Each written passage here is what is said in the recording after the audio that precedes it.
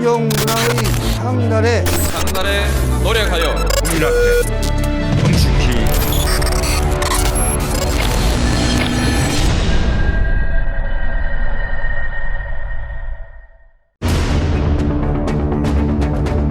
윤석열 대통령의 비상계엄 선포 약 일주일 전, 김용현 전 국방부 장관이 합동참모본부에 북한 오물풍선에 대한 원점 타격 방안 검토를 지시했습니다. 김 전 장관의 측근으로 꼽히는 예비역 소장 A씨가 계엄 전날이었던 지난 2일과 당일인 3일 국방부 내 TF를 꾸린다며 장성급 추천을 요청하고 다녔다고 전했습니다. 과천 정부청사 인근에 한 21시 어간에 대기할 수 있도록 해라라는 지시를 받았습니다. 비상계엄을 선포합니다. 윤석열 대통령의 비상계엄 선포와 동시에 계엄군이 가장 먼저 들이닥친 곳은 중앙선거관리위원회였습니다. 이 여단장은 상부로부터 실탄을 챙기란 지시도 받았다고 했습니다. 저만 제가 한 실탄 500여 발 제 차량에다가 우발 상황 대비해서 가지고 왔죠. 대통령께서 비화폰으로 제게 직접 전화를 하셨습니다. 의결 정족수가 아직 다 안 채워진 것 같다. 빨리 문을 부수고 들어가서 안에 있는 인원들을 끄집어내라. 내란 범죄의 추계, 이 사실은 부인할 수 없는 명백한 현실입니다. 즉각적인 퇴진, 즉각적 탄핵 외에는 어떤 방법이 있을 수가 없다. 네, 반갑습니다. 안녕하십니까. 네, 정치비와 그때는 14번째 자 들어가겠습니다. 자 이번 주 주제가 사뭇 흥미를 끌 것 같긴 한데요. 저 장인수 기자 자리에 있고요. 네, 안녕하십니까. 네. 저널리스트 장인수입니다. 네, 최강 의원님 자리했습니다. 네, 안녕하세요. 네, 오늘 최강 의원님이 이제 건강검진을 내일 하는 관계로 힘이 하나도 없습니다. 단식 중에 단식. 아, 내란에 항의하면서 지금 단식 중에. 컨디션이 오늘 안 좋은데 물만 먹고 단식 중에. 네, 오늘은 좀 긴급하게 저희가 12.3 사태 이 내란 쿠데타에 대해서 짚어보는 시간을 좀 준비를 했는데요. 어떤 부분을 좀 짚어봐야 할지 각자 좀 이런 거 한번 좀 짚어봤으면 좋겠다. 최강 의원님 오늘 이 시간에 이것 좀 짚어봐야 한다 생각하는 거 있으면 좀 말씀 주시죠. 독재와 쿠데타의 유전자는 왜 사라지지 않고 있었는가? 이번 기회에 확실히 도려낼 수 있을까? 이걸 과거 쿠데타들하고 연결을 해보면 다 일관된 흐름이 보여서 그 얘기를 좀 한번 저는 해드리면 어떨까 싶습니다. 아, 재밌네요. 독재자 쿠데타 DNA 도려낼 수 있나? 예, 좋습니다. 또 장인수 기자는 어떤 얘기 좀 해보고 싶습니까? 윤석열이란 괴물이 어떻게 탄생했나? 아, 괴물의 탄생? 네, 도대체 왜 예. 굉장히 나름 발전한 민주주의 체제를 갖고 있는 대한민국이 정말 괴물 정권을 제어해내지 못했는지 시스템적으로. 예. 그런 얘기. 그리고 여전히 또 이거를 바라보시는 분들 중에는 별로 그렇게 심각성을 인지 못하는 분들이 상당히 많아요. 그러니까 흔히 말하는 이제 주식 카페, 부동산 카페, 예, 이런 데는 여전히 그냥 니네 우리한테 피해만 주지 마. 근데 피해 가고 있잖아. 피해 엄청 보지 않았어요? 주식. 예, 아니 그러니까 그거 다 이것도 짜증나 뭐 이런 건데 좀 그런 시각이 갖고 있는 문제점 뭐 이런 것들. 그런데 그런 사람들 좀 있습니까? 많아요. 부동산 카페 들어가 보세요. 부동산 주식이 아니라 주식이든 부동산 카페. 주식은 폭락을 했으니까 영향을 받았지. 그 정도가 아니라 뭐 아파트 카페들도 있잖아요. 왜 아파트 그러니까. 그 소식 전하는데. 네, 부동산. 내가 그 얘기 들었거든. 누가 비상계엄이 선포됐다는데 어떻게 해야 되냐 우리는 이런 걸 올렸대. 네. 그러니까 바로 올라오더래. 집값 떨어지게 뭔 소리 하는 거냐고 지금. 진짜. 그러니까 야. 저 빨리 탄핵시켜야지 이 사람들아. 이 집값 떨어질 것 같으니까. 저는 왜 윤석열이 계엄 선택을 했을까? 한 발 떨어져 보면 많은 사람들이 이거 무리수인데 미친 짓을 왜 했을까? 이 부분을 좀 이야기하고 싶으니까 새 꼭지를 가지고 하나씩 좀 털어보면 좋을 것 같습니다. 자, 그러면 먼저 최강 의원님 먼저 폼을 좀 열어주시죠. 독재자와 쿠데타 세력의 DNA. 세 번째 쿠데타를 겪는 거죠.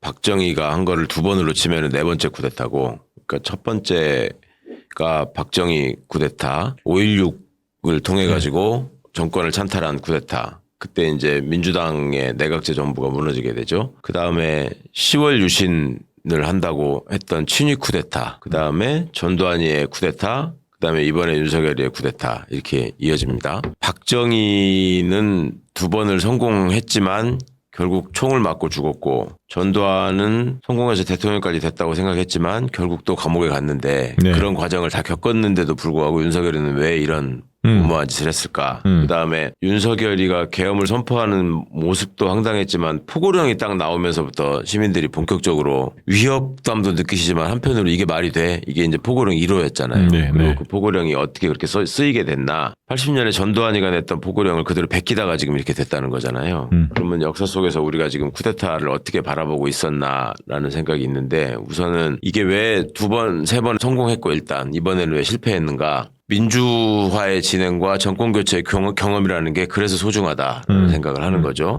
박정희 때는 굉장히 가난한 국가에서 조직되고 힘을 가진 집단으로서의 군부가 나서가지고 하는 전형적인 후진국형 쿠데타 네. 했잖아요. 후진국들이 군 쿠데타가 많이 일어나죠. 그러니까 2차 대전 이후에 뭐 예. 많은 쿠데타 모델들하고 비슷했는데 그때만 해도 1961년인데 61년을 기준으로 생각해 보면 1910년에 우리가 망했잖아요. 네. 그다음에 1919년 3.1운동을 거치고 한 40년 있다가 쿠데타가 된 건데 그때 상황에서는 여전히 국민들의 마음 속에 왕조, 독재 이런 이제 한 사람이 사실상 왕처럼 군림하는 이런 기억이 많이 남았고 그러면서 박정희가 그 자리를 대체하는 거에 대해서 일종의 두려움을 가지고 또 한편으로는 환호하면서 바라보는 모습도 있었단 말이죠. 민주정부가 들어서고 나서 민주주의가 가지고 있는 자연스러운 혼란함이 있잖아요. 그거를 사람들이 제대로 받아들이지 못한 데서 그 성공의 씨앗이 배태가 된 건데 전두환 때는 뭐 그때 당시에 정보기관과 수사기관을 장악할 수 있었던 전두환의 위치가 굉장히 큰 작용을 했고 근데 이번에 보시면 국민들 시민의식은 엄청나게 높아졌는데 반란의 무리들의 생각 수준은 그냥 전두환 때 수준에 머물러 있었다는 게 이게 이제 실패할 수밖에 없었던 일이고 그다음에 윤이 스스로 가상세계 속에 살면서 지가 모든 것을 다 장악하고 있다고 착각한 거 검찰총장을 하면서 지 맘대로 다 멋대로 했어도 이게 다 먹히더라. 그런 데서 오는 그 무모한 자신감 이것이 이제 결국 실패를 가져온 거 근데 그 중간에서 이제 간과할 수 없는 게 우리 민주주의가 그만큼 발전해온 어떤 네. 결과로 우리 시민들이 또 이거 민주주의를 지켜냈다, 나라를 지켜냈다. 그 시민들의 그런 성평은 깨어있는 의식도 있고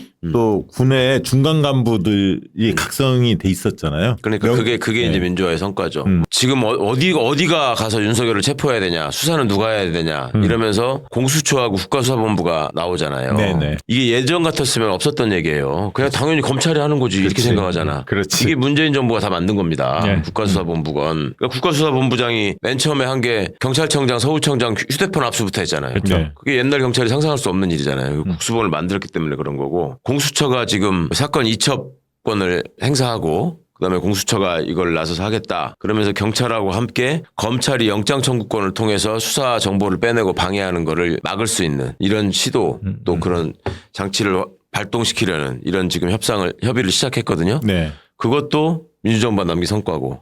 그다음에 저는 기무사 해체 작업에 그 계엄령 문건 포함해서 기무사 해체 작업에 참여했고 제가 기무사 해체하고 신설할 때 안보지원사령부 신설할 때 제가 거기서 책임을 졌던 사람이에요. 그러니까 그때 뿌려놨던 기무사 내부의 민주주의의 씨앗이 이번에 이제 그 젊은 간부들이 방첩사. 방첩사의 젊은 간부들이 머뭇거리고 반대하고 그다음에 이제 법무관들은 전원이 이건 유법이다라고 7명이 얘기했다는 다들. 그런 이제 기사까지 났었죠. 네. 이것이 문재인 정부 뭐 했냐? 뭐 제대로 못했기 때문에 이렇게 무너져가지고 속수무책으로 무너져가지고 윤석열 같은 놈이 대통령 된 거 아니냐 이렇게 다 원망들을 하셨지만 그래도 그때 뿌린 씨앗이 헛되지 않았다. 네. 이것이 지금 우리에게 민주주의를 다시 만들어내는 다시 세워내는 그런 장치로 지금 작동하는 것이 얼마나 다행인가 이런 것도 말씀드리고 싶었습니다. 네, 중요한 부분이네요. 네.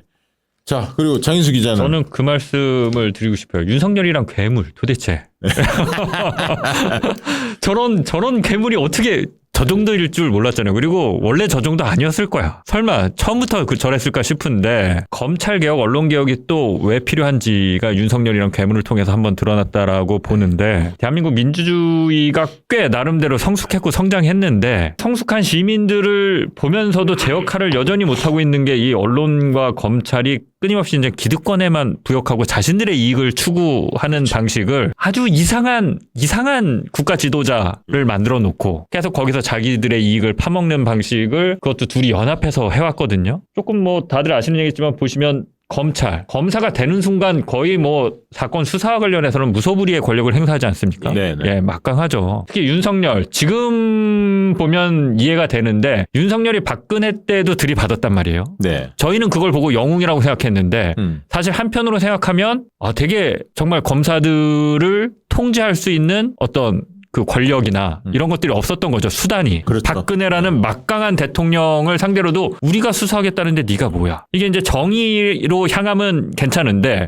검사들이 잘못 갈 때 이걸 누가 제어할 것인가. 옛날부터 없었고 지금도 상당히 부족한 상태고. 그렇죠. 그 조국 장관 때도 우리가 경험을 해봤잖아요. 네, 시민들이 아무리 뭐라고 해봐야 검사들은 안 듣고 이게 윤석열이랑 괴물이 검찰 조직에서 그렇게 만들어지고 대통령이 됐는데 디올백 뭐 주가 조작부터 해서 뭐 양평고속도로에서 이채 양명주 뭐 하나 검찰이 제대로 수사한 게 없죠. 그러니까 이게 이제 상당 부분 권력을 갖고 있고 윤석열이 그거에 대한 자신감이 있을 거고 언론 저는 기자로서 진짜 언론의 요새 보도 태도를 보면서 가증스럽다는 생각이 드는데 네. 지금까지 뭐 했냐. 예. 증후가 없었냐. 윤석열이 잘못 나간다는 게 많이 있었잖아요. 그리고 정말 많이 떠들어왔잖아. 근데 끝까지 무시하고 윤석열이 잘한다고 했던 게 언론이에요. 사실 네? 내부에서 벌거벗은 임금님이 돼가지고 지금 그러니까요. 혼자 악쓰고 돌아다닌다는 얘기는 기자들끼리는 많이 공유해서 알고 네, 있었잖아요. 나도 네, 심지어 조선일보 뭐 했다는 놈이 언론 선배들한테 보여준 문자 이런 거 많이 봤어요. 윤석열이가 말만 하면 쌍욕이다. 뭐 누가 전화해서 조금만 비판하면 전화 끊어버린다. 다 알고 있었던 놈들이야. 그래놓고 지금 와가지고 이 정도일 줄은 몰랐다. 뭐 이런 식으로 쓰고 있는. 아니, 그래서 그동안 그 윤석열을 비판했던 언론들이나 일부 매체나 기자들에 대해서 기성 언론이 보였던 태도 보세요. 뭐 디올백 저만 디올백 보도했을 때도 다 그냥 뭐 취재윤리 위반이다라고 하든지 그냥 뭐 하든지. 그러니까 분명히 이게 잘못된다는 걸 알고 있었는데 언론들이 눈 감고 있었던 거. 이게 이제 윤석열은 진짜 지금 뭐 어떤 상태인지는 정확하게 모르겠는데 무소불위의 권력 그다음에 이제 시민들에게 인식을 심어주는 언론이 완벽하게 장악당한 모습을 보이고 아부를 하고 충성을 하니까 얘는 계엄을 벌여도 괜찮을 거라고 생각했었을 것 같아. 계엄에 실패해도 이런 상황이 벌어질 거라고 예상을 못한 것 같아. 윤석열은. 네, 실패해도. 내가 힘으로 누르면 다들. 검찰과 언론이 자기 편이니까 또 그 적당히 마사지가 되겠지. 언론이 적당히 또 내 편 들어주고 예, 여론 또 이렇게 만들어갈 수 있겠지라고 했던 것 같아요. 늘 그래왔으니까. 제가 갑자기 그 생각이 들었어. 이번에 정치인들 그 체포 명단이 나왔었잖아요. 우선순위가. 순위가 나왔잖아. 여기 있는 세 사람 중에 순서가 한참 이제 나중에 밝혀지겠지만 제가 볼 때 장인수 기자가 제일 위에 있지 않았을까. 김건희가 굉장히 싫어하잖아. 저는 이명수 기자는 좀 위에 있을 수 있었는데 저는 아닌 것 같고 저는 최강욱 전 의원님. 서로 다 자기는 아니라고 하더라고. 나는 1순위에 못 받아서 너무 억울하잖아.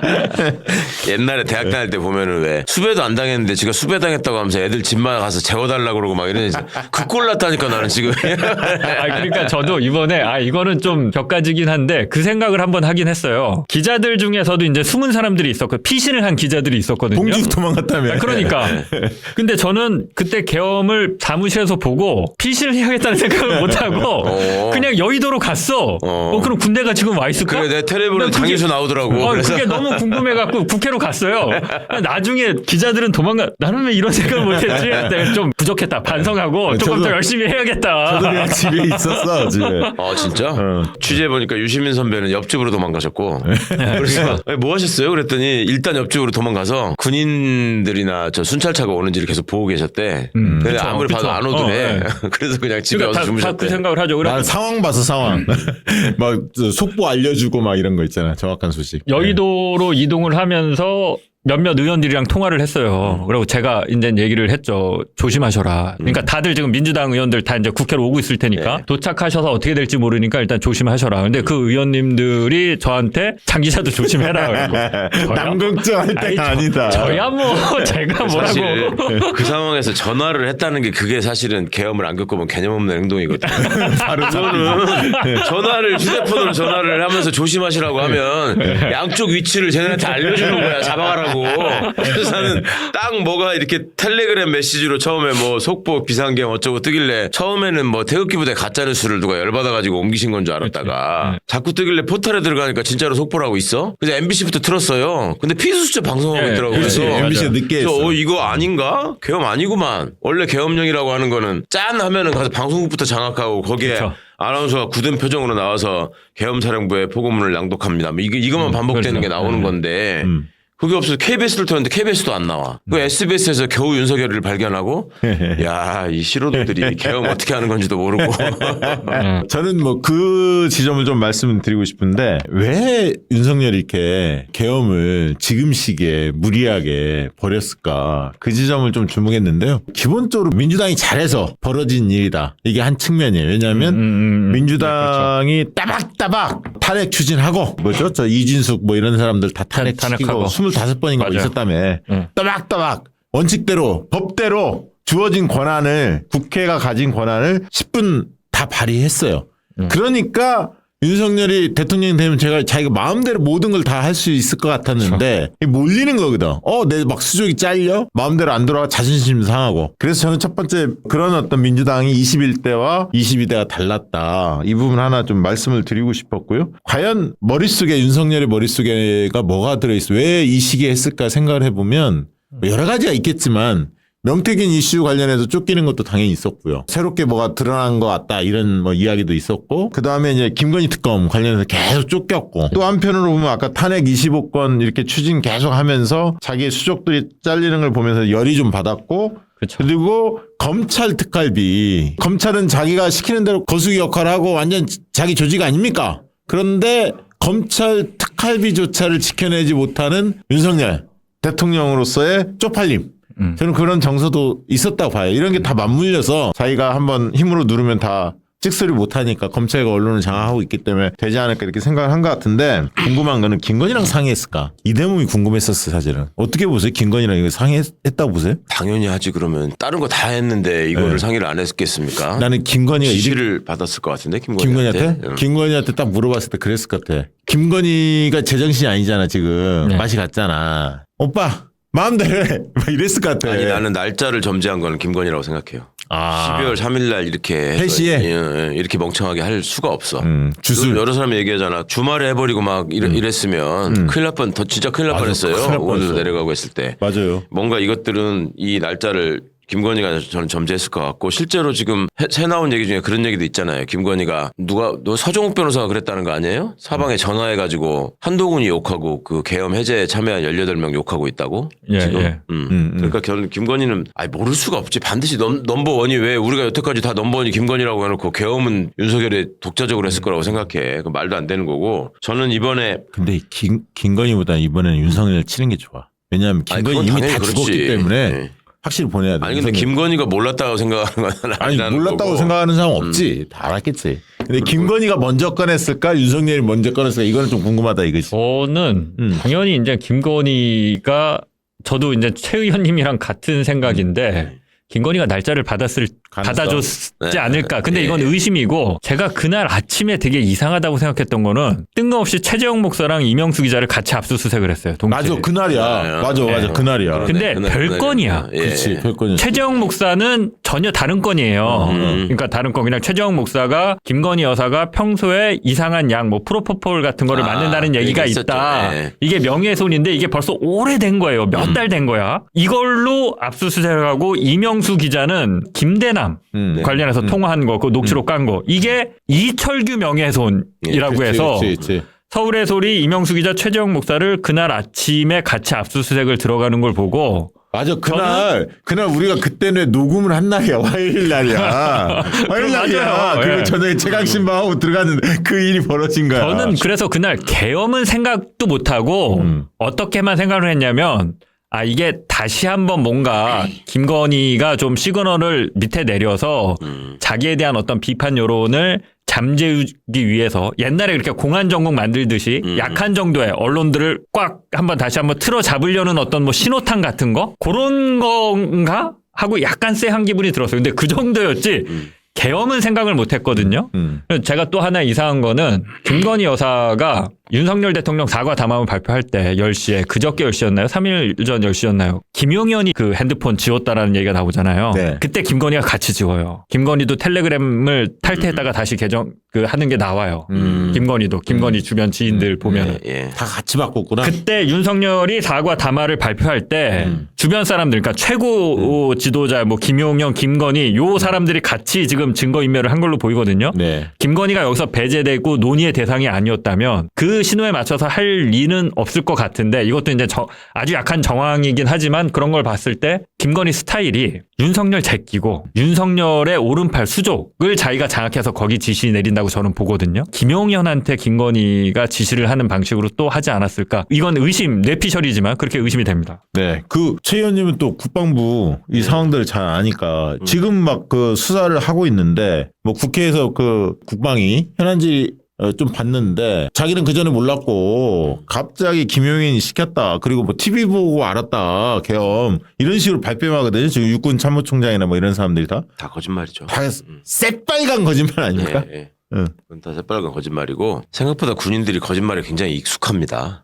제가 예전에 수사도 많이 해보고 회의하는 것도 많이 보고 했는데 어찌 보면은 일생이 거짓말이에요. 그러니까 뭐 군대 가보셔서 알겠지만 군대 병사들도 왜 점검하는 거 있잖아. 군장 왜 다 갖춰져 있나 왜 점검하는 거 있잖아. 관물대 왜 비치돼야 될 거 왜 할 적에 이쪽 중대 하고 있으면 저쪽 거 빼다가 이쪽에다 채워놔가지고 숫자 맞추고 왜 그거 하잖아요. 합니다. 그게 일상이잖아.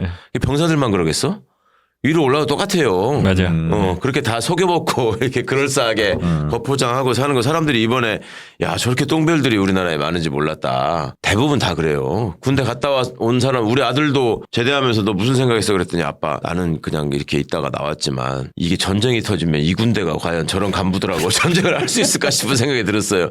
그런 얘기 하잖아. 맞아요. 보시네만 급급한 놈들이 다 모여 있어가지고 어떻게든 지금 지가 살아야 되겠다고 머리를 쓰는 거지 진심은 이만큼도 없고요. 그리고 이번에 이제 이걸 내란죄에 해당한다라고 바로 우리가 얘기를 하고 검찰은 지금 내란 수사를 할 수 없다 이렇게 하면서 빠져라라고 하는 거잖아요. 이것도 사실은 이제 민주화가 만들어낸 이제 성과 중에 하나죠. 민주정부, 문재인 정부에서 이것도 수사권 범위를 줄이면서 내란죄를 빼버렸기 때문에 지금 이런 얘기가 나오는 건데 국회 해산 문제나 그다음에 국회가 계엄 해제를 요구하고 이것이 바로 효력을 발생할 수 있게 하는 거 이게 앞서 말씀드린 그 과거의 쿠데타로부터 교훈을 얻고 87년 헌법에 처음 집어넣은 거란 말이에요, 이게. 그러니까 그것이 이번에 또 작동됐다. 이게 이제 민주화의 성과인 것인데 군인들, 경찰들은 여전히 딴 세상에 살고 있었다. 얘들은 사실 저는 충격받았던 게 그거예요. 조지호가 처음에 계엄사령관한테 국회 봉쇄하라는 얘기를 듣고 법적 근거가 없는 것 같다. 헌법을 얘기한 게 아니라 법적 근거가 없는 것 같다라고 얘기하니까 계엄사령관이 아니 포고령 나갔는데 포고령을 보시라 이렇게 했다는 거잖아요. 그 포고령을 보고서 아 예 그러고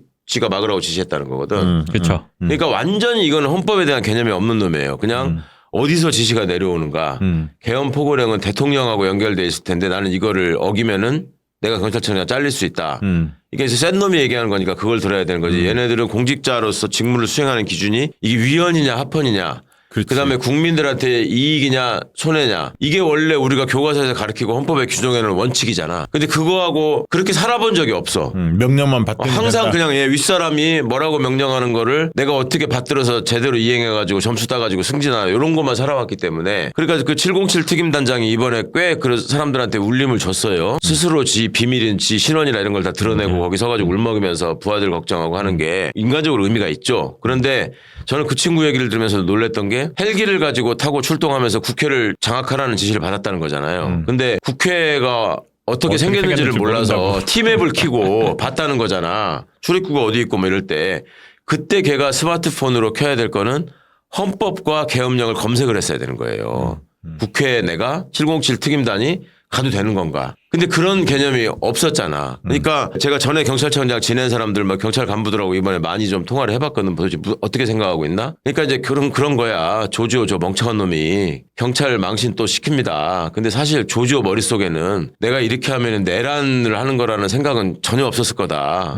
그런 수준이 안 된다. 그러니까 얘네 머릿속에는 무슨 왜 노동자들 파업하면 가서 공장 폐쇄하는데 그 앞에 서 있고 그거 있잖아. 옛날에 대학에서 시위하면 대학 문 앞에 경찰들이 이렇게 막고 있고 그런 개념으로 국회에서 생각한 거예요 이번에. 아니, 그러니까 이게 황당한 육군 거지. 참모총장의 답변도 계속 그런 식인 거야. 저희 간부가 지시하면 사병이 그냥 네 알겠습니다 이런 느낌 있잖아요. 그렇죠. 자기 아니, 판단이 없어. 오늘도 나와서 보니까 국방이 뭐 이런 데서 국회에서 보니까 이건 대통령이 지시한 합법적인 명령이라고 떳떳하게 국회에서 얘기하더라고요. 또? 장성들이. 예. 오늘도 그러고 있어요. 이거는 그런 줄 알았다. 이제 미안하다고 얘기는 한자락 깔긴 하는데 자기는 이제 죄가 없다. 빠져나가려고 근데 계속. 사실 그 부끄러운 얘기인데 아까 그 최 의원님 말씀하시니까 저도 생각나는 게 그래서 헷갈리잖아요. 저 같은 사람은 뭐 법 전문가도 아니고 예. 개헌 발표 딱 보자마자 국회로 출발하면서 인터넷에서 찾아봤던 게 예전에 배웠던 게 생각이 나는 거야. 국회 해산권이란 말이. 네. 그래갖고 현재 국회 해산권이 있나? 그리고 찾아봤어. 50 이후로 폐지됐어. 그렇죠. 법을 또 찾아보니까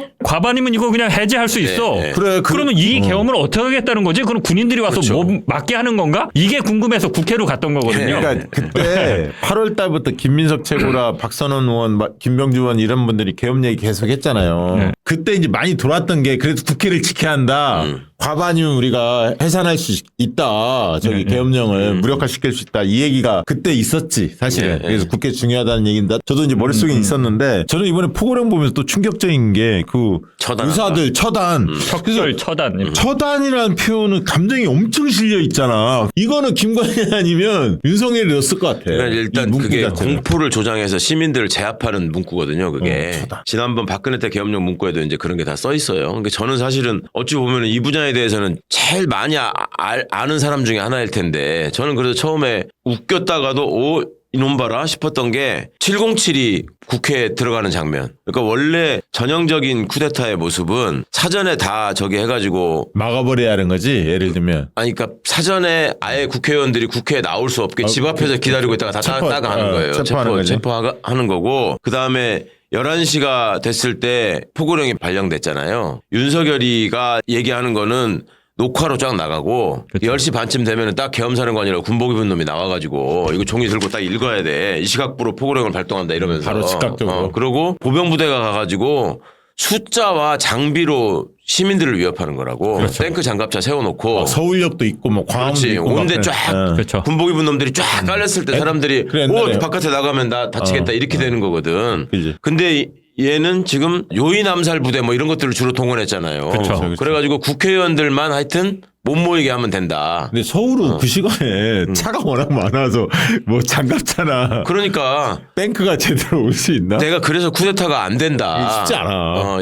길 막혀서도 안 된다. 안 돼. 그런 얘기를 한 거였는데, 그러니까 그런 식으로 하지 않으면 그러니까 실패할 수밖에 없는 거예요. 거기를 날짜를 그러면 택해가지고 국회의원들이 못 나오게 하던가, 아니면은 지들이 알고 있는 어떤 그 루트를 장악을 해가지고 국회의원이 못 모이게 하던가. 근데 그런 생각이 없이 그냥 들어가 있어도 끄집어내면 된다는 생각으로 갔다는 게 너무 웃기긴 했지만 그래도 거기다가 HID 지금 뭐 707 이걸 했다라고 하는 거는 정말로 그냥 의원들을 적으로 간주하고 사살해도 좋다 이런 의미가 포함되어 있는 거거든. 우리가 진짜 HID 하면 남자들 특히 군대 갔다 왔던 남자들에 대해 어떤 노망 같은 게 약간 있잖아. 대단한 사람들 막 이런 게 신화 같은 그렇죠. 게 있잖아. 국가공작원들인데. 아니 그러니까 그 부대원들도 저는 참 저기 한 게 그런 상황에서 걔들이 그렇게 급하게 출동해서 갈 때는 원래 북한이에요.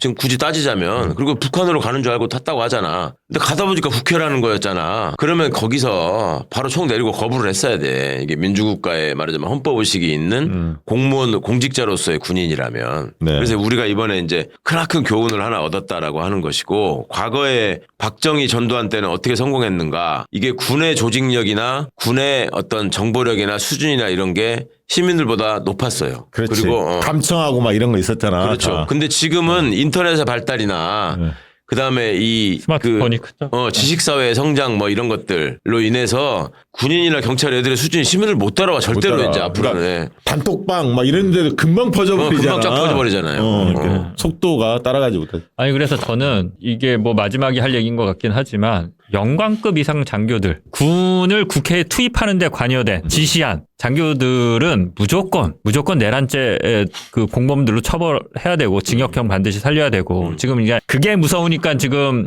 수방사령관, 특전사령관, 707 특임대장 나와서 이제 뭐 양심 선언하듯이 근데 사실상 이제 저는 투항이라고 보는데 애들은 총선당하려고 그러는 거예요. 진짜. 감경받기 위해서 지금 그 하는 거라고 저는 보는데 가족들이나 뭐 아는 사람들 인간적으로 접근하면 다 불쌍하죠. 그럼요. 근데 여기서 법의 지엄함을 세우지 못하면 이런 생각을 또 합니다. 그러니까 그 아까 말씀하신 왜 DNA가 남아 있느냐 보면 12.12 쿠데타의 주역들 물론 처벌받은 애들도 있지만 거기에 부역했던 상당수들이 다 고위직 갖고 잘 먹고 잘 살고 내 주변에서도 그때 전두환 라인인데 뭐 해갖고 부 축적을 해서 자손 대대 잘 먹고 잘 살 수 있는 부를 축적한 사람들이 꽤 있어요. 부정축제.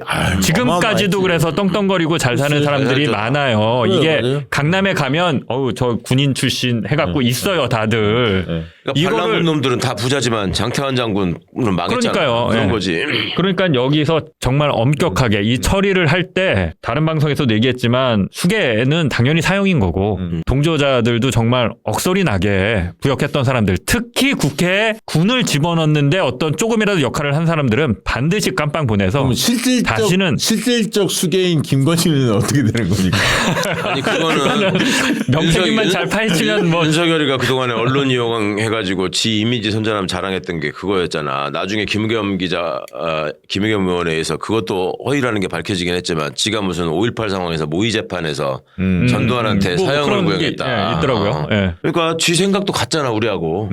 그렇게 지 말대로 하면 되는 거고 이거 하나 장 기자님 말씀에 보태고 싶어요. 되게 중요한 포인트를 말씀하셨는데 저도 늘 생각하는 거고 예를 들어서 이제 쿠데타를 성공한 집단이 나중에 어떻게 됐는가. 우리가 형식적으로는 뭐 사형 선고도 했네. 뭐 박정희는 총 맞고 죽었네. 막 말은 하지만 그게 시민들의 손으로 시민들이 만든 법 절차를 통해서 처리한 게 아니었어요. 이제 검찰 손에 놀아놨다고. 그러니까 예전에 저 전두환 노태우를 맨 처음에 기소유예를 했단 말이야. 그때도 반란죄 내란죄로 저 김영삼 때 다 고소고발이 돼 있었는데 처음에 기소유예를 했어요. 그러다가 김영삼이가 노태우 비자금이 폭로되면서 자금을 받았네 어쨌네 하고 김현철이 얘기 나오고 하면서 몰리니까 터뜨린 게 그때 특별법을 만들어서 5.18 다시 수사해 이렇게 해가지고 사형구형이 되고 이렇게 이어진 거였거든. 그러니까 이 문제를 철저하게 법적으로 다루지 않고 정치적 책임의 문제로 다뤘었어요. 그러니까 김용현이도 지금 그런다는 거잖아. 내가 지금은 들어가지만 좀 있으면 사면 된다. 그러니까요. 그런 생각을 할 거야. 그러니까. 그래서 장 기자님 말씀이 지금 중요하다는 것이고 또 하나는 그때 기소유예를 했던 검사 그 놈은 단죄를 했어야 될 거 아니에요. 적어도. 맞아요. 그게 누군지 알아요? 그 놈이 장윤석이라고 나중에 검사장 승진을 하고 국회의원 한 놈인데? 그래 노무현 정부 때 노무현 대통령이 되니까 그때 잘려가지고 나와서 국회의원을 합니다. 또. 그래. 그래가지고 영주에 가가지고 삼선 의원하고 법사위원장까지 해요. 그러면 그때 쿠데타를 했던 군인들의 후배들은 무슨 생각을 하겠어? 저 쿠데타 해도 나중에 다 해먹는 거야. 대통령 되고 장관 되고 뭐 국정원장 되고 해가지고 보니까 재산도 엄청 많고 잘 살더라. 저 선배들이 우리를 돌보는구나 이런 생각을 할 것이고 그때 그 처분을 했던 검사들이 어떻게 됐는지를 본 밑에 검사님들은 무슨 생각을 했겠냐고. 아 저거 별일 없구나. 나중에 결국 아무 일 없는 듯이 또 승진해가지고 나중에 국회의원 또 경상도로 나가면 또 되는 거구나. 왜 그렇게 생각을 안 하겠냐고. 그리고 그것이 어제 오늘 얘기가 아니고 지금 이번에 유시민 선배님이 민들레에다가 도로민정당이라는 칼럼을 어저께 내셨던데 그 민정당을 80년대 육법당이라고 불렀어요. 언론이나 지식인층에서 불렀던 이름이 육법당이야. 육사 나온 놈들하고 서울법대 애들이 조인트한 당이라고. 그래서 국가가 가지고 있는 물리적 폭력과 합법적 폭력을 양손에 쥐고 폭력적으로 국민들 앞에 군림했던 적이란 말이에요. 근데 육사 나온 애들이 그동안에 이제 누가 그런 얘기를 하셨더라고. 세계적으로 반란 수괴를 배출한 대학이 3개 있다. 아, 2개 있었다. 일본 육사하고 한국 육사. 이번에 하나 추가됐다. 서울법대. 근데 난 세계적으로 3개뿐인지는 잘 모르겠는데 한국에 2개인 건 확실해. 근데 육법당의 유전자와 그 DNA와 그 인종들이 그대로 남아서 육사가 다 했는데 지금 시대가 바뀌니까 이제 법대 나온 놈들이 또 한 번 한 거예요. 그렇죠. 그 옛날에 내가 저기 고등학교 친구 중에 한 놈이 육사 간다고 그래서 너 왜 육사가 정권 한번 잡아야지. 그때 옛날에 그랬었지. 옛날에 실제로. 그런 생각 가지고 가는 데 많았어. 그런데 보면은 육법당의 구성원들의 후손들이 지금 국힘에 그대로 있어. 정진석의 아버지 정성모라고 있었어요. 그렇죠. 전두환이 밑에서 장관하고 국회의원하고 잘 나갔었어. 국힘에 그대로 있잖아. 많은 분들이 잘 모르시는데 전주현의 아버지도 민정당 의원이었어요. 전남 출신인데 전남지사도 하고 전석홍이라고 있어요. 아직도 안 죽었어요. 그러니까 그 독재의 유전자, 독재의 자손 이런 것들이 그대로 또아리 틀고 있는 그 정당이 그대로 이어지고 있고 그것들이 지난 토요일 날 보인 모습이 국가의 미래나 무슨 뭐 외교적 수치, 뭐 경제 폭망, 민주주의의 오염 뭐 이런 거 아무 관심 없잖아. 그렇죠. 네, 내 이익이 지금 이 상황에서. 네. 거기서 지네들 의총하는 제일 먹힌 게 그거였다며 윤상현이가 야 지금 탄핵되면 이재명이 곧바로 대통령 되는데 니네 어떻게 될 것 같아 뭐 이런 거에 이런 게 먹혔다고 그러잖아요. 그러니까 이런 유전자를 가진 이 독사의 자식들을 우리가 계속 기르고 있었다. 그리고 그 선관위하고 여론조사 꽃을 공격했잖아요. 침탈을 했잖아. 네. 그건 어떻게 보세요? 이해가 안 되잖아요. 저도 처음에 그게 제일 이해가 안 됐어요. 네. 예. 진짜 왜 간 거야 거기에? 그러니까 약간 그런 거 아니까 이게 복합적일 것 같은데 저는 어떻게 분석을 했냐면 이 인간이 윤석열이 계속 뭐 구구 유튜브 계속 본다며 선거 부정에 네, 대해서 그 얘기 하도 많았어. 그쪽에 얘기하고 최근에 정강훈이가 한번 시위를 안 했다며 이거 밝히지 않는 한 그 강화문에 계속 시위하다가 지지를 철회하겠다라고 어. 시한부 통보를 했어요. 안 하면. 예. 그러니까 이제 현실적으로 압박을 세게 한 게 있고 그다음에 본인 머릿속에는 아 내가 잘했는데 이번 총선 결과 보니까 이해가 안 된다. 뭔가 저 선관위가 장난쳤거나 그리고 여론조사 꽃도 장난쳤을 거다. 왜냐하면 지금 명태균 가지고 여론조사 해봤던 걸 알고 있잖아. 그러니까. 여론조사로 장난칠 수 있다는 걸 명태균 통해서 자기가 충분히 알고 있기 때문에 김어준이 또 장난친 거 아니야? 여론조사 꽃도? 그렇게 생각했을 것 같아. 그리고 무엇보다 중요한 것은 국회를 해산하고 총선을 다시 치러야 하는데 다 잡아들인 다음에 그럼 명분이 있어야 하는데 그 명분은 딱 두 가지밖에 없는 것 같아. 하나는 종북, 뭔가 걸어서 뭐 종북과 연결됐다 북한과 뭐 이런 거 사건을 조작해서 뭐 만들어내야 하는 게 하나 있고 하나는 선거가 엉터리였어. 그것도 21대 22대 다. 그래서 권순일 전 대법관이 사실은 2000년 총선 때 선거관리위원장이었어요. 선거위원장. 그리고 이번에도 저 선거관리위원장도 체포를 하려고 했어. 근데 그 보니까 국정원 1차장이 그 사람 이름을 잘 몰라갖고 기억을 정확히 몰라. 그래서 선거관리위원인가 뭐 얼핏 그렇게 이름은 기억 못하고 직책만 알고 있는데 21대 22대 총선 관리를 현 했던 선거관리위원장을 또 체포하려고 했던 것 같아요. 그렇죠. 그러니까 현. 그러니까 저는 권순일, 지금 현 이렇게 체포하려고 한 거야. 그래서 그거를 그러면 서버 털면 문제가 있냐? 없잖아요.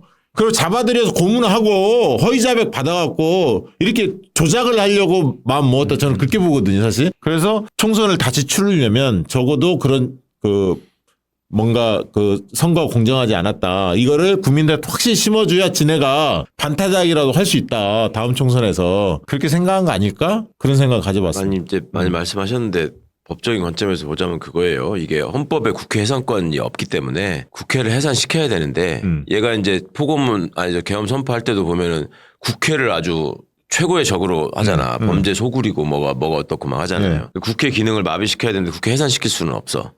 그러니까 그동안에 그 본 유튜브로는 부정선거라고 해. 그러니까 선관위에 가서 서버를 장악하고 털면은 부정선거의 증거가 나올 것이고 그걸로 현재 국회의원들을 다 당선을 무효화시키고 국회를 재구성하는 것. 그냥 국회 재구성에 생각이 미쳐 있었기 때문에 그러니까 국회 해산을 직접적으로 못하니까 선관위를 갔구나 하는 생각이 좀 이따가 제가 들더라고요. 그러니까 이제 그 부정선거를 뭐 설마 부정선거라고 믿고 유튜브를 계속 보면서 거기에 세뇌됐을 거라고까지는 생각을 못하고 저는 선관위를 왜 갔지 했다가 제가 생각했던 건 바로 국회를 다시 하려고 하는구나. 맞아. 국회 해산을 못하니까. 그러니까 그 목적 분명히 있었고 그다음에 이제 걔네들을 믿은 것도 있고 믿은 것 같아요. 제정신 아닌 것 같아요 지금. 네. 그리고 오늘 국회에서 그 얘기 지금 본회의에서 통과됐는데 신속 체포 요구 결의안이 있잖아요. 주요 8명 윤석열 대통령부터. 근데 이제 이런 국회에서 결의안을 채택하는 게 법적으로 어떤 의미가 있습니까? 예를 들면 결의안은 법적 효력은 없는 거고요. 예. 국회의 의사를 전달하는 대외적으로 알리는 그런 상징적 공식적인 입장으로 그렇게 해서 이제 압박을 하거나 확실한 의지를 선언하거나 이런 용도로 이제 결의안이 저기가 되는 거죠. 자, 그러면 이 얘기 여쭤볼게요. 이번 주 이제 토요일 날 또 탄핵 관련해서 이제 가결될 건지 부결될 건지 결정이 되잖아요. 토요일 날 5시 아마 할 것 같은데 본회의를. 어떻게 전망하십니까 이번 주에? 보실 때는 이미 답을 아니 그래서 우리가 이걸 일요일날 1시에 올리는데 토요일날 올릴까 지금 생각해. 이걸 땡겨야 할 것 같아. 아무래도. 지금 저희가 녹화하는 시점이 화요일인데 예. 어제부터 급속도로 지금 국민의힘 내부가 붕괴하고 있는 투항하는 애들이 게, 생겼죠. 예, 보이거든요. 예. 일단 뭐 김상욱, 조경태 뭐 8표만 넘으면 되는 거 아니에요? 근데 이번에는 본회의 입장은 할 것 같아요. 안 하면 아작나니까. 그때도 보면 다 투표를 했는데 김건희 특검법은 198. 딱 2명 모자랐거든요. 네. 근데 이번에 충분히 가능성이 있고 지금 배현진도 투표를 하겠다 뭐 이런 와중이니까. 김건희 거는 지금 12일 날 투표를 한다는 거죠. 목요일 날 본회의를 먼저 하고. 이번에는 이제 저거죠. 그냥 의결을 하는 거니까. 이번에는 과반이니까 예. 의미는 없네. 네. 무조건 통과돼. 이번에는 네, 그러네요. 재의결이 아니니까. 탄핵 투표만 네, 중요한 탄핵 거예요. 투표. 저는 이 분위기면 여유 있게 지금 왜냐하면 흔들렸거든. 지금 한동훈이 정신을 못 차리고 다들 정신을 못 차리고 있고 친윤은 여전히 자기네들이 헤게모니를 쥐고 지금 가고 윤석열을 인정하고 가려고 하는 지금 흐름이거든요. 계속 그러고 있었죠. 친윤은 딱 명확하더만 입장이. 한동훈 쫓아내고. 그러니까요. 지금 이 와중에도 그러고 있어. 그래서 최고위 무력화를 해서 사퇴를 시키고 장동영이나 이런 쪽 있잖아요. 친한계까지 사퇴시켜서 최고위 구성 자체가 깨지게 만드는 거야. 그렇죠. 그래서 다시 당대표를 뽑아야 하는데 그러면 당대표 뽑기는 어렵고 비대위 체제로 가서 자기네가 접수하고 한덕수 세워서 직무대행 오래 하다가 걔네는 임기 단축 개헌안을 2026년 지방선거 때 하는 걸로 해서 그때 되면 오세훈이나 뭐 박형준이나 홍준표나 다 나올 사람들 있으니까 후보군이 넓어질 테니까 그때 하자. 그럼 그 전에 이재명 대표 재판 끝나지 않겠냐 선거법. 이 생각이에요. 근데 자기들도 좀 띵해. 왜? 그때까지 국민들이 참아줄까? 네. 맞아요. 그래서 저는 이번에는 좀 될 것 같아요. 언젠가는 되겠지만 빠르면 이번 주에 된다. 그러니까 이 주장이 이거 한 주, 두 주 더 미룬다고 답이 있나? 갈수록 몰리는 거 아니야 우리가? 친한 게 그렇게 판단하는 것 같아. 아니 나는 지난 토요일 날 얘들이 그 퇴장하는 그 행동이 굉장히 중요한 의미를 많이 던져줬다고 생각해요. 그러니까 얘네들의 이제 본질을 받고 그 다음에 그 빠져나갈 때 그 표정이나 태도나 이런 게 너무 뻔뻔했어요. 예전에 그 날치기 통과시키고 뭐 독재 시절에 민정당이나 민자당이나 이런 놈들은 이렇게 가리기라도 했거든. 딱 이러고 가잖아요. 그쵸. 그 뒤에 이제 한동훈이하고 한덕수가 또 크게 한 건 했고 한덕훈 대통령 선출하면서 말도 안 되는 위헌적인 행동을 또 했잖아요. 근데 그런 것들이 단순히 그냥 지들끼리 권력 게임을 하거나 뭐 생존 방식으로 생각했을지 모르겠으나 국민들은 이거는 나라가 지금 죽고 사는 문제로 받아들이고 모여 있었기 때문에 그 장면들이 너무 깊게 각인이 된 거야. 그렇죠. 그러니까 얘네들의 생각으로는 지금 윤상현의 말에 그대로 남아있잖아요. 1년 지나면 다 잊어버린다. 어차피. 그렇죠. 그게 이제 얘네들의 기본적인 멘탈리티에서 이게 된 건데 국민들한테는 특히 젊은 청년들한테는 걔네들의 그 뻔뻔스럽게 퇴장하는 이 모습이 너희들은 절대로 앞으로 용서할 수 없고 맞아요. 설 자리가 없다. 이걸 확실히 새겨진 것 같아요. 난 정말 윤석열의 가장 큰 공로라고 생각해. 이거는 윤석열이가 그랬잖아요. 저 옛날에 통화하면서 저 쥐약 먹은 놈들아 내가 들어가서 당 빠개버릴 거라고. 진짜 이놈이 빠개는 거야 지금. 요즘에 다시 명태균이 뜨고 있습니다. 자기가 구속되면 한 달 안에 하야 나에게 우리는 명태균. 그리고 저도 탄핵 가결될 가능성이 높다고 생각하는 게 조금 더 높다고 보는 이유는 이번 주 아니면 뭐 물론 다음 주에는 통과 무조건 되는데 시간이 가면 갈수록 얘네가 몰리고 논리가 없어. 그러니까요. 그러니까 대응 논리가 없어. 취약해 너무. 그러니까 이게 국민들 눈에도 다 보여. 방법이 뭐가 있지? 하야를 지금 선택한다는 거예요? 근데 하야를 하면 2월 하야냐 3월 하야냐 그래서 5월 대선이냐 4월 대선이냐 이걸 저울질 한다는 거야 한동훈 측에서. 근데 2월 하야 3월 하야를 국민 누가 믿어주겠어. 윤석열이 하야한다고 해놓고 그때 안 하면 그 사이에 또 무슨 일이 벌어질 줄 알고 누가 믿어 그거를. 결정적으로 너무 많은 사람들이 또 국힘 지지자들 중에 주식하고 코인하는 사람들이 너무 많아. 그렇지. 이게 늦어지면 그게 회복이 안 되는데 어떻게 걔들을 지지하겠습니까? 그러니까요. 이게 하야를 누가 담보할 수도 없고 그러니까 즉시 하야가 아닌 이상은 조건부 이건 믿을 수가 없기 때문에 지금 그 구구 유튜버들 친윤 유튜버들 보면 하야는 무슨 하야예요. 윤석열이 잘했다라는 거야. 그리고 지금 친윤이 거기에 흔들리고 있거든요. 그러니까 얘네 하야도 아니야. 그러니까 방향성이 없어요. 그러니까 방향성을 잡아야 돼. 의원들을 통솔을 하려면 이 방향으로 간다라고 해야지 그게 맞나라고 믿고 가는데 없어요 지금. 그러니까 걔네는 공백이야 공백. 윤석열이 구속될 거라고 생각은 해. 그렇지만 구속돼서 3심까지 받아야 하는 거 아니냐. 대법원가 그러면 시간이 오래 걸리고 그 사이에 한덕수 가방무치 세워서 직무대행 세워서 시간을 최대한 끌어보자. 이게 이제 그리고 한동훈 추출하고 이게 이제 윤석열 쪽 시나리오죠. 그게 지네들이 생각하는 질서 있는 퇴진인데 지들끼리 아무 질서가 없는데 어떻게 질서 있는 퇴진이 되냐고 다 국민을 개 돼지로 아는 거지. 개장수들. 아니, 저는 또 한마디 보태고 싶은 게 약간 이제 요거는 자화자찬일 수도 있는데 아까 언론들이 진짜 저는 이제 기자니까 계속 언론들을 보는데 그래도 아까 이제 박 대표님 말씀하신 것 중에 하나가 이제 윤석열 대표를 윤석열이가 이제 계속 코너에 몰린 거 아니에요. 지가 진짜 무소불위의 권력을 사용할 줄 알았는데 특히 22대 총선 지면서 뭐 하고 싶은데 되는 게 없으니까 지금 짜증이 많이 났을 거란 말이에요. 근데 이제 어찌됐건 상황을 만드는데 역할을 한 것들이 역시나 이제 건전한 시민과 그래도 정권을 좀 제대로 비판해 보려고 하는 기자들이 있었어요. 그러니까 예를 들면 손준성 이번에 2심에서 무죄 나오긴 했는데 1심에서 유죄 나왔었잖아요. 네네. 그거 보도했던 이제 고발사주 의혹 보도했던 뭐 뉴스버스. 어찌됐건 윤석열 핵심 그 명령을 수행한 애를 지금 징역 1년을 보내라는 1심이 나온 거니까. 그리고 2020년 보도긴 하지만 그 처가 관련 의혹이 계속 지금 굴러가는 게 예전에 이제 MBC가 보도했던 거. 그다음에 또 뉴스타파가 보도했던 주가 조작 의혹.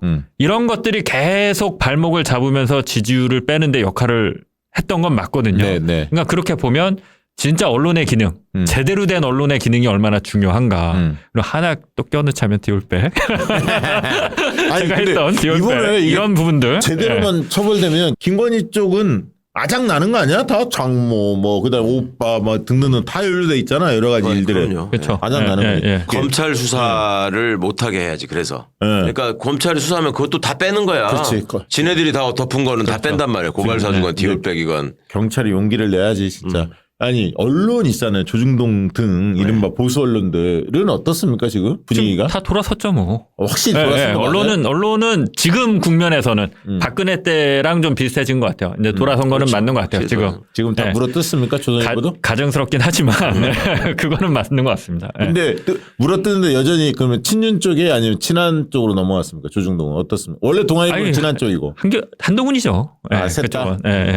제가 봤을 때, 뭐 저는 정확하게는 모르겠지만 지금 이제 새로 또 세워서 가야 될 거 아니에요. 아직까지는 한동훈 말고는 뭐 보이는 사람이 없으니까. 아닌 것 같은데 한동훈이가 한덕수 대통령 만드는 게 걔네가 봐도 너무 황당해가지고 지금. 그렇죠. 대놓고 그렇죠. 그걸 지지를 못하고 있던데. 그러니까 지금은 흔들릴 텐데 결국 또 대선 후보 세워야 되고 하는 시점으로 가면 한동훈으로 걔네들은 직결할 걸로 저는 봐요. 그러니까 그게 뭐 당연할 텐데 조선일보나 중앙일보 이런 데도 탄핵을 피할 수는 없을 것이다 이렇게 보고 있나요? 그런 걸로 보입니다. 논조는?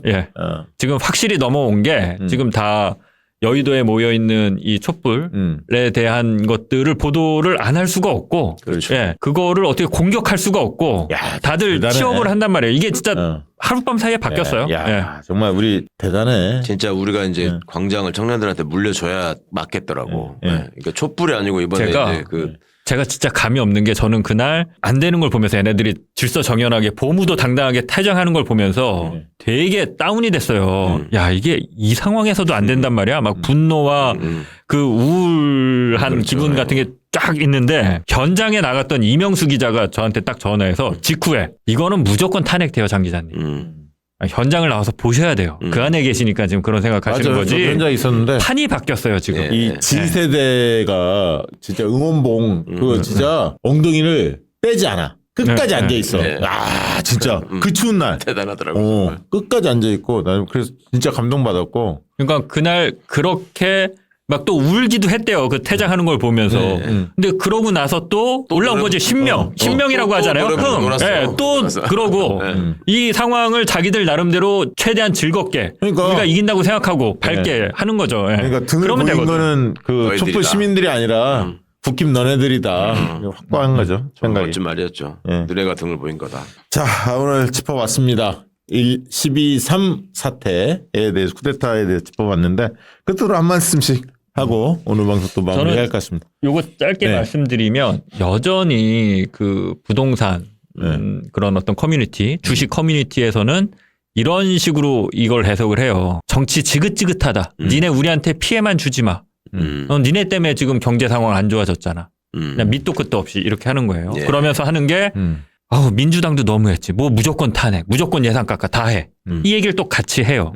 그러니까 윤석열 같은 사람이 나오는 거 아니겠어요? 이 상황을 보고도 이걸 나는 그 사람들한테 그 진보 정권 들었을 때하고 이 수구 정권 보수 정권 들었을 때하고 경제 성적 표가 있잖아요. 객관적인 그 당시에 경제 성장률이 어떻고 뭐 여러 가지 다 지표가 있잖아. 고용 지표랑 뭐 여러 가지가 없어. 비교하면 금방 나오잖아. 그거 필요 없다니까. 진짜 나쁜 놈들이야. 저는 이게 이제 그 정말 몇백만을 갖고 있는 저도 가끔 즐겨 보는 유튜버가 그러고 있더라고요. 경제적으로 합리적이고 저게 저런 거구나. 그 숫자로 했던 사람이 숫자로 돼 있는 거 아니에요.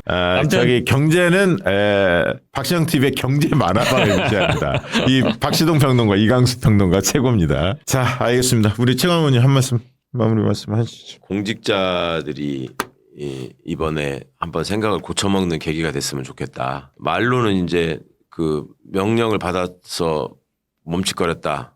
그렇게 해서 부끄럽고 좀 창피하긴 하지만 그래도 우리가 적극적으로 안 했기 때문에 이렇게 된 거 아니냐라고 위안을 하고 있는 것 같아요. 국민들이 이제 앞으로 그런 식의 태도를 보이는 거를 절대로 용서하지 않는다. 그리고 그런 말로 변명도 되지 않는다. 공직자의 본분은 헌법을 준수하고 법률을 지키고 나라를 유지할 수 있게 국민에 대한 봉사자로서의 최선을 다해야 되는 것이고 불법적인 명령에 대해서는 확실하게 저항하는 모습을 갖출 수 있는 계기로 이번에 꼭 이게 각인이 됐으면 좋겠다.